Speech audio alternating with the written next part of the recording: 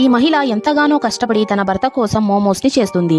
Late అవ్వడంతో భర్త fast గా తినేసి వెళ్లిపోతాడు. ఆ తర్వాత ఈమె ఒక మోమోని తినగానే ఆ మోమో గట్టిగా అరవడంతో ఈమె భయపడిపోతుంది.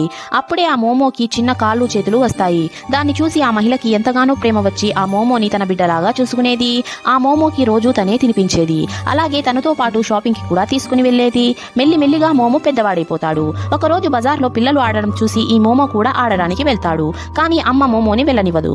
కానీ అమ్మ యోగా చేసుకుంటూ ఉంటే మోమో మళ్ళీ ఆడుకోవడానికి వెళ్ళిపోతాడు.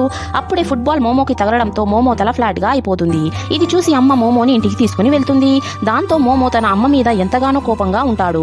మోమో రోజు తన ఫ్రెండ్స్ తో ఫోన్ లో మాట్లాడేవాడు. ఒక రోజైతే తను తన ఫ్రెండ్స్ తో కలిసి తిరగడానికి వెళ్ళిపోతాడు. తిరిగి ఇంటికి వచ్చేటప్పుడు తన గర్ల్ ఫ్రెండ్ కూడా తీసుకుని వస్తాడు. తన సామాన్లన్నీ ప్యాక్ చేసుకుని తన గర్ల్ ఫ్రెండ్ తో వెళ్తూ ఉంటాడు. అమ్మ ఎంత ఆపినా కూడా మోమో ఆగడు. దాంతో అమ్మకి పిచ్చ కోపం వచ్చి మోమోని తినేస్తుంది. Please subscribe.